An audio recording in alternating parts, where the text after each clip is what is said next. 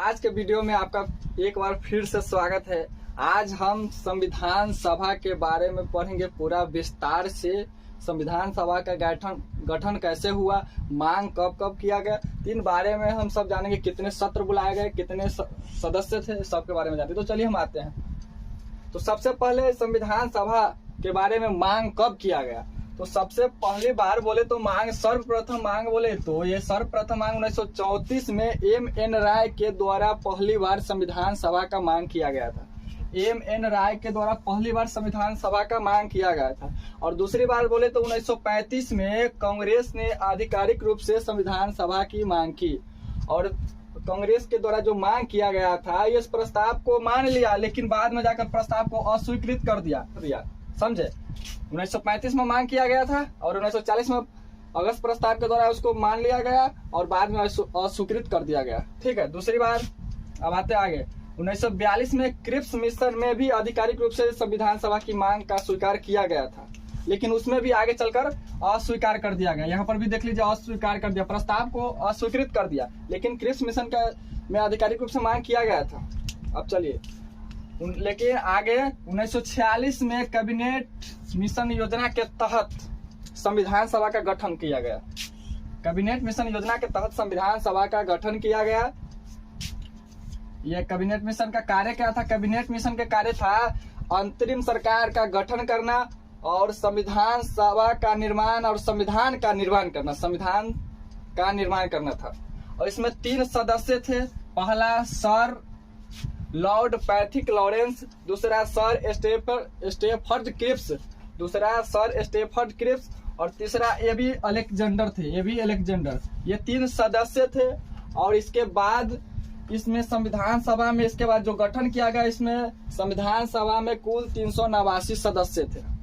इसके cabinet mission योजना के तहत जब संविधान सभा का गठन किया गया तो उसमें 389 सदस्य थे, जिसमें 296 ब्रिटिश भारत से थे और 93 देशी रियासत थे जो स्वतंत्र थे।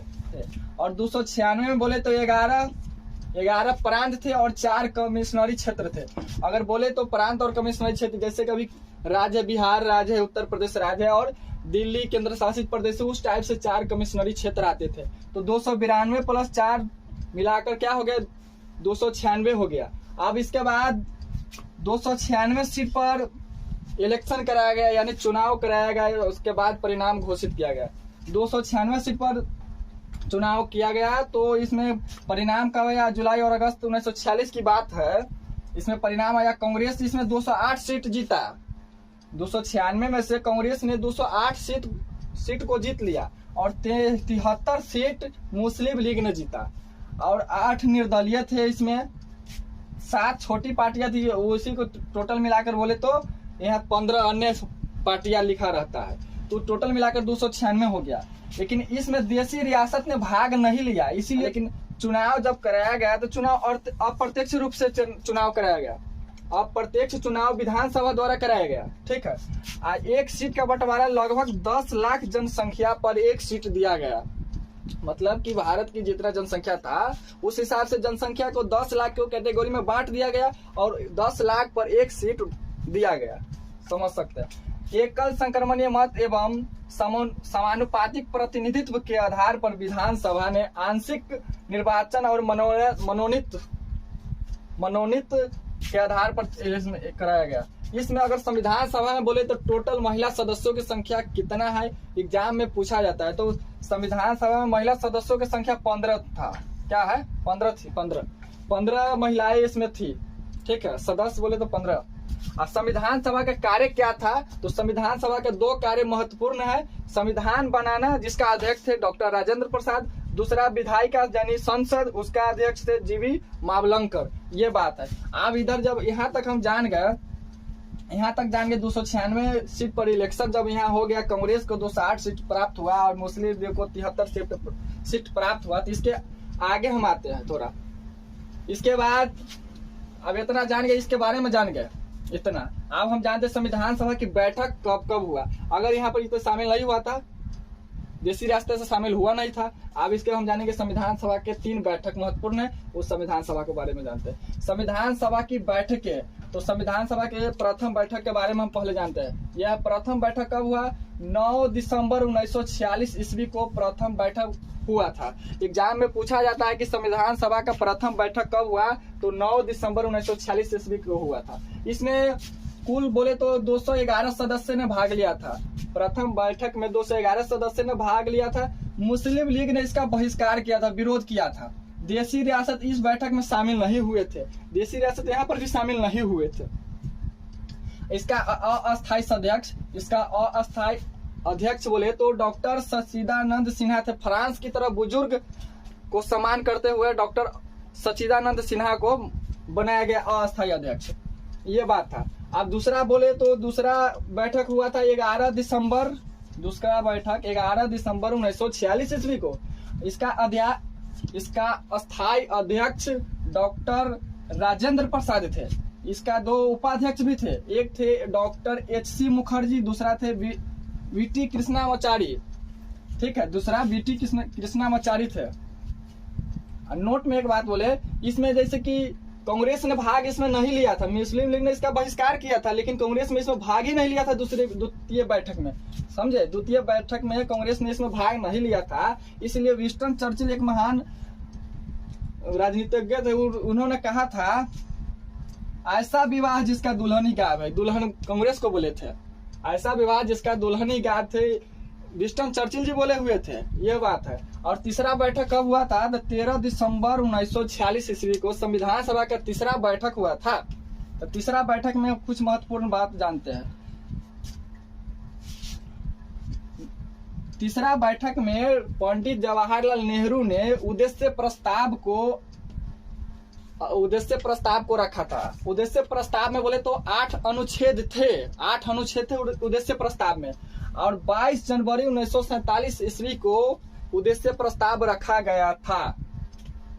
ठीक है, और उद्देश्य प्रस्ताव जो रखा गया था उसी को बाद में संविधान में प्रस्तावना के रूप में रखा गया है, समझे, प्रस्तावना के रूप में उद्देश्य प्रस्ताव को ही रखा गया है, ये बात है। देखिए, अब संविधान सभा की संख्या में परिवर्तन है। जब तक भारत और पाकिस्तान का विभाजन नहीं हुआ था तब तक इतना सीट था, 296 सीट पर इलेक्शन हुआ था। उस समय जो देशी रियासतें नहीं शामिल हुए थे तो 296 सीट पर इलेक्शन हुआ था और पाकिस्तान साथ में थे। लेकिन भारत और पाकिस्तान के विभाजन के कारण इस सीट में कुछ परिवर्तन हुआ। 200 जो सीट था उस सीट में परिवर्तन हुआ। इसमें से कुछ जो सीट था वो चल गया पाकिस्तान, और जब सीट पाकिस्तान चल गया तो उसमें कुछ सीट में परिवर्तन किया गया। वही सीट का नया आंकड़े बोले तो ये नया आंकड़े 299 बचे। 299 में 229 थे ब्रिटिश प्रांत, ठीक है, और 70 बचे देशी रियासत, 70 बचे देशी रियासत, समझे। और यहाँ तक आ गया। पाकिस्तान अगर साथ में रहता तो नहीं होता, लेकिन पाकिस्तान तो विभाजन करना बहुत दिन पहले से चाहता था कि हम अलग हो मुस्लिम कंट्री, तो ये बात है। अब यहाँ पर बात ये आता है कि इसी में से कि संविधान का पिता, संविधान का फादर, संविधान का जनक, संविधान का निर्माता कहा जाता है डॉक्टर भीमराव अंबेडकर को, बाबा साहेब भीमराव अंबेडकर को, समझे। तो बाबा साहेब भीमराव अंबेडकर सबसे पहले प्रथम चुनाव पूर्वी बंगाल से जीते थे, लेकिन भारत और पाकिस्तान विभाजन के बाद पूर्वी बंगाल पाकिस्तान में चल गए। भारत और पाकिस्तान का विभाजन जब हुआ तो जहां से चुनाव जीते थे डॉक्टर भीमराव अंबेडकर, वो क्षेत्र पाकिस्तान में चल गया। तो बचा तो इनका तो सीट खाली करना पड़ गया वहां से, और यहाँ खाली करने के बाद संविधान सभा की अध्यक्ष सदस्य रहे नहीं, क्योंकि वो चल गया क्षेत्र पाकिस्तान में। तो वहां से अब तो हुआ क्या कि बम्बई में, उस समय बम्बई था, मुंबई कर दिया गया। बम्बई में पूना सीट पर उपचुनाव कराया गया और इनको संविधान सभा का सदस्य बनाया गया। बम्बई में जो सीट था उनको खाली करवा कर, कहा जाता है कि खाली किया गया नहीं, खाली करवाया गया, स्पेशल इनके लिए खाली करवाया गया, उस पर उपचुनाव कराकर इनको संविधान सभा का सदस्य बनाया गया। और इससे पहले बोले तो इनको सदस्य बनाने से पहले उस सीट पर कौन थे, तो बोले M.R. जयकर थे, वो सीट पर MR जयकर थे, उनको सीट खाली करने के लिए स्पेशल बोला गया। इनके बाद वह वहां पर उपचुनाव हुआ और तब जाकर डॉक्टर भीमराव अम्बेडकर, बाबा साहेब भीमराव अम्बेडकर वहां से संविधान सभा का सदस्य बने और तब संविधान सभा का कार्य जारी रहा। तो ये बात है, समझे। तो आपको पूरी तरह से संविधान सभा का बात समझ में आ गया होगा, उम्मीद करता हूं। और संविधान सभा का कुछ समितियां हैं, जैसे प्रारूप समिति तो स्पेशल संविधान सभा में बहुत ही महत्वपूर्ण माना जाता है, लेकिन 8 बड़ी और 8 छोटी पार्टियां हैं संविधान सभा की। उसको हम अगले वीडियो में इसी स्टाइल में पढ़ने का प्रयास करेंगे। तो मिलेंगे इसी जोश और जुनून के साथ एक और बेहतर क्लास में। तब तक के लिए जय हिंद।